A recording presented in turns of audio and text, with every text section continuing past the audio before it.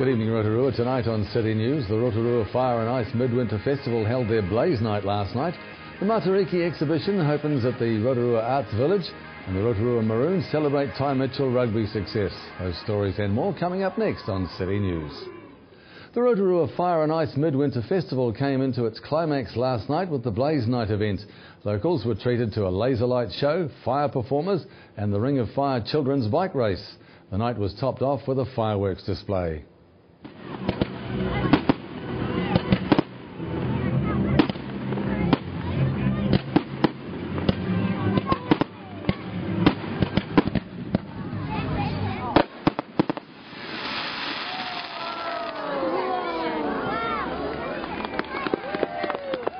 Events and Venues Coordinator Kylie Lang says she's impressed with the support from the community for the festival and says her team has a lot of ideas for next year. The Rotorua SPCA is reminding people to take care with their animals this winter. The SPCA manager Nicola Martin says they have around 27 dogs in the shelter at the moment, with some who have been uplifted after being found with no shelter and some even found with frost on them. Mrs Martin says a litter of 6 puppies were brought in after being found thrown out of a car window at 3 a.m. on the Ranulph and Devon Street roundabout. She says police are investigating. 14 woodcarvers from the Rotorua region have gathered for a wood symposium at the Rotorua Arts Village. The carvers are creating artworks for the Matariki exhibition, which opened at Rave earlier this evening.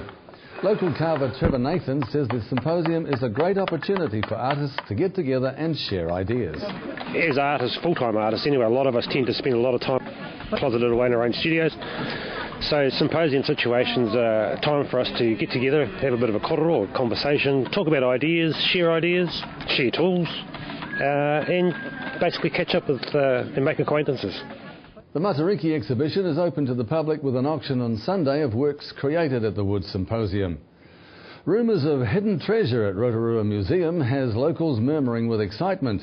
Treasure hunters, detectives, knights of the geothermal table and local children have converged on Rotorua Museum in a quest to find a legendary grail.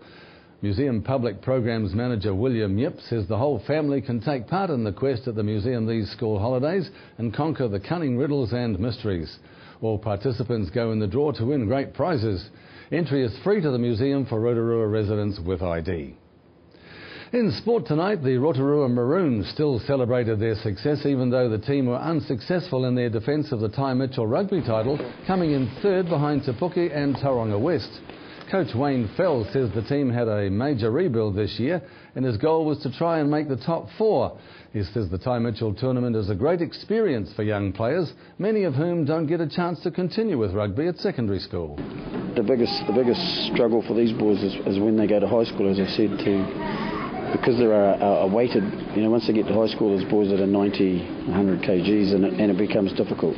There'll be a group of these boys that probably don't go on and play rugby, but it's special them playing a big tournament. I think there was 4 or 5, maybe 5,000 people at the final today, so refereed by New Zealand's top referee, Bryce Lawrence.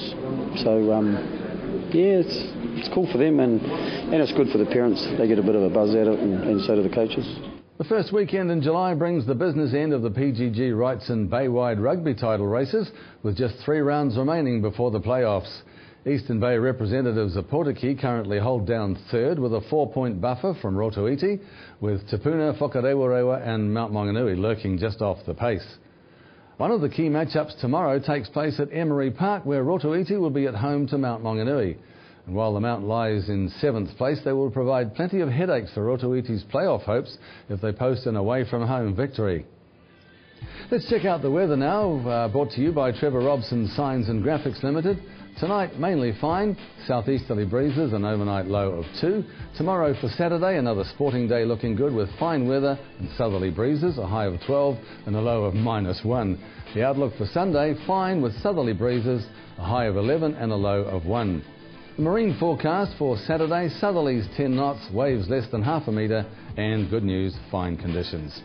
Don't forget to check out our program listings and upcoming events in our great city. You can go to tvrotorua.co.nz.